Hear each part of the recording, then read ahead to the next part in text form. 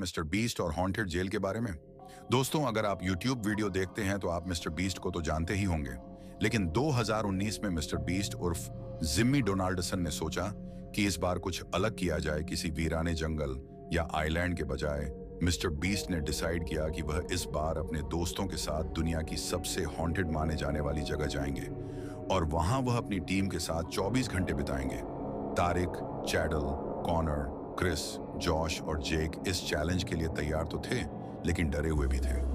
EMF meter infra, red meter night vision camera, ढेर सारी batteries, flashlights और walkie talkies pack की और चल पड़े ओहायो स्टेट पेनिटेंशियरी, अमेरिका का ऐसा प्रिजन, एक ऐसी जेल जो सालों से बंद पड़ी है और जिसे लोग दुनिया की सबसे हंटेड जगहों में से एक मानते हैं। जेल के अंदर घुसते ही उन्हें समझ आ गया कि लोग इस जगह को इतना डरावना क्यों कहते हैं। 1 लाख स्क्वायर फीट में फैला हुआ 6 फ्लोर का यह बड़ा सा प्रिजन 100 जेल सेल्स के साथ बेहद डरावना लग रहा था। वहां के गार्ड ने उन्हें बताया कि उस जेल में 1930 में एक आग लगने के बाद 300 कैदियों की मौत हो गई थी और कई कैदी तो उस जेल में आपस में लड़ते लड़ते ही मर गए और कईयों ने खुद को ही मार डाला। कहते हैं कि उनमें से कई कैदियों की आत्माएं आज भी उस जेल में भटकती हैं। बल्कि उस गार्ड ने बताया कि उसने खुद कई बार जेल में अदृश्य शक्तियों को महसूस किया है। बल्कि एक जेल जहां कैदियों को अकेले रखा जाता था, वहां तो उसके एक साथी गार्ड की भी जान चली गई। उन्होंने उन सबको चेतावनी दी कि कोई भी एक दूसरे से अलग ना हो और कोई किसी तरह का उल्टा सीधा मजाक ना करें।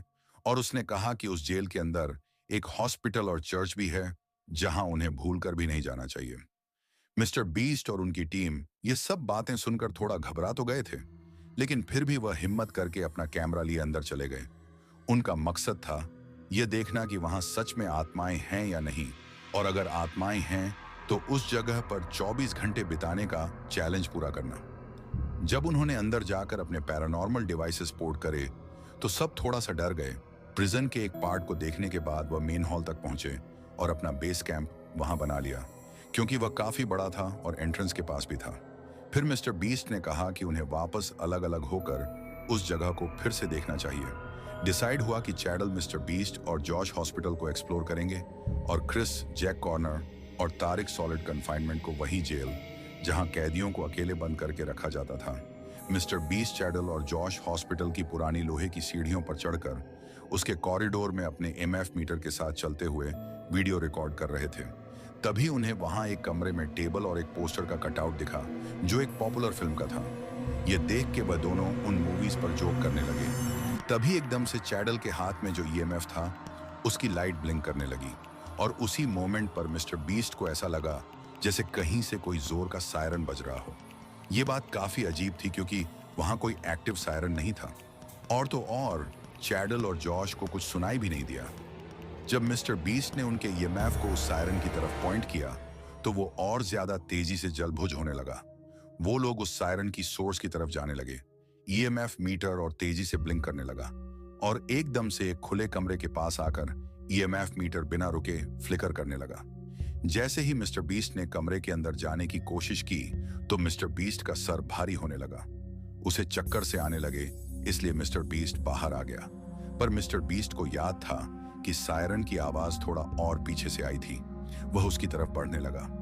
उन तीनों को रियलाइज हुआ कि वह इतनी देर घूमने के बाद एक सर्कल में ही घूम रहे हैं, जो कि बहुत अनयूजुअल था क्योंकि उन्हें याद था कि वह बार बार एक दूसरा रास्ता ले रहे हैं। वहीं तारिक, क्रिस, जेक और कॉर्नर सॉलिड कन्फाइनमेंट ब्लॉक के अंदर थे। यह वह जगह थी जहां कैदियों को बिना पानी और खाने के अकेले तड़पता हुआ छोड़ दिया जाता था। वो लोग नाइट विजन इंफ्रारेड कैमरा लेकर एक हंटेड हॉटस्पॉट पर पहुंचे, जहां उन्होंने गार्ड से उन आत्माओं को किसी को नोचने और एक को जान से मारने की कहानी सुनी थी। एकदम से क्रिस का सर भारी होने लगा और उसे सांस लेने में तकलीफ होने लगी। जेक, जो उस कमरे की डरावनी चीजों को देख रहा था, अचानक से जोरों से चिल्लाने लगा। जेक को वहां एक अजीब सा काला साया दिख रहा था जो उसकी तरफ ही आ रहा था। जब बाकी दोनों जेक की चीखें सुनकर उसकी तरफ मुड़े तो उन्हें वो साया अपने पास आता हुआ नजर आया, लेकिन फिर अचानक ही वह हवा में कहीं गायब हो गया। उन लोगों ने आपस में जब उस साये के बारे में डिस्कस किया तो तीनों बहुत घबरा गए। तभी जेक को महसूस हुआ कि उसके बगल में खड़ा कोई सांसें भर रहा है, लेकिन वहां कोई भी नहीं था। और फिर अचानक से वह काला साया उनके ठीक सामने आ खड़ा हुआ और उसे देखते ही वो तीनों चिल्लाते हुए वहां से भागे और वॉकी टॉकीज पर अपनी टीम को डरते हुए ये बात बताने लगे। मिस्टर बीस्ट, चैडल और जॉश ने उनकी बातें सुनी, लेकिन उन्हें लगा कि वो लोग मिस्टर बीस्ट के साथ कोई प्रैंक कर रहे हैं और उन्हें डराने की कोशिश कर रहे हैं। पर फिर उनके बीच में बात करते करते ही उस वॉकी टॉकी से एक बहुत ही ज्यादा अजीब सी आवाज सुनाई दी और वॉकी टॉकी बंद हो गया। उस जेल में एक पुराना चर्च भी बना हुआ था। मिस्टर बीस्ट ने सोचा कि अब वो बस उस चर्च को देखेंगे और उस जगह से निकल जाएंगे, क्योंकि अब मिस्टर बीस्ट को अपने दोस्तों की भी थोड़ी चिंता हो रही थी। वह चर्च पहले एग्जीक्यूशन हॉल हुआ करता था, मतलब एक ऐसी जगह जहां लोगों को फांसी देकर मारा जाता था।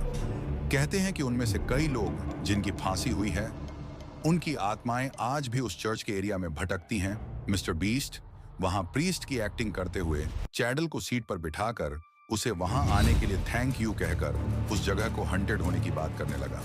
तभी एकदम से उसका वॉकी फिर से बजने लगा, लेकिन वॉकी टॉकी पर इस बार क्रिस उसकी लोकेशन पूछ रहा था। मिस्टर बीस्ट ने मजाक किया और अपनी लोकेशन बता दी, लेकिन तभी वॉकी टॉकी पर एक अजीब सी डिस्टरबेंस आई और फिर उसे ऐसा लगा कि जैसे कोई औरत उस वॉकी टॉकी पर कुछ बोल रही है। जब उन तीनों ने ध्यान से सुना तो उस वॉकी टॉकी से एक औरत के बोलने की आवाज आई, इट्स रेनिंग आउटसाइड, यानी बाहर बारिश हो रही है। और यह आवाज उन तीनों को नॉर्मल औरत की नहीं लग रही थी, बल्कि बेहद डरावनी लग रही थी।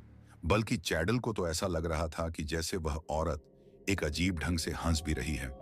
और फिर अचानक ही वह आवाज आनी बंद हो गई। उन तीनों को समझ नहीं आ रहा था कि उनके साथ अभी क्या हुआ, तो वह वहां से निकलकर वापस मेन हॉल की तरफ अपने बेस कैंप चले गए।